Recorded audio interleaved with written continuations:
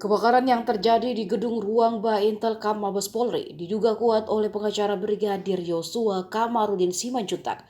Ada udang di balik batu. Ia melihat kebakaran itu ada kaitannya dengan perseteruan Verdi Sambo Hendra Kurniawan dengan Kabareskrim Komjen Agus Andrianto. Ia juga mengaitkan kejadian dengan dugaan tambang ilegal yang menyeret Kabareskrim. Lantas apa kaitannya antara gedung Baintelkam terbakar dengan kasus tambang ilegal Ismail Bolong? Kubu Verdi Sambo dan Hendra Kurniawan satu suara membenarkan kasus tambang ilegal Ismail Bolong melibatkan Kabareskrim Agus Andrianto. Dilansir dari Kompas TV, menurut Kamarudin, ada sesuatu yang terjadi di balik gedung Baintelkam terbakar. Dalam gedung terbakar tersebut juga terdapat kantor pengamanan internal Propam Polri yang sebelumnya dijabat Brigjen Hendra Kurniawan. Sebagaimana diketahui bahwa ex-Karo Paminal itu merupakan terdakwa perintangan penyidikan atau obstruction justice atas kasus meninggalnya Brigadir Yosua. Menurut Kamarudin bahwa di gedung Paminal terdapat data-data atau catatan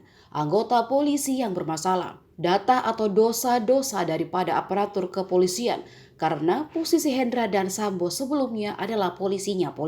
Ia mengungkap kenapa harus terbakar agar data-data itu hilang. Menurut Kamarudin bahwa umumnya terjadi kebakaran gedung jika melibatkan pejabat atau orang besar, dibandingkan dengan rumah penduduk yang sudah ditempati selama 30 tahun namun jarang mengalami kebakaran. Apalagi katanya gedung itu masih baru, dijaga polisi 24 jam dan juga provos.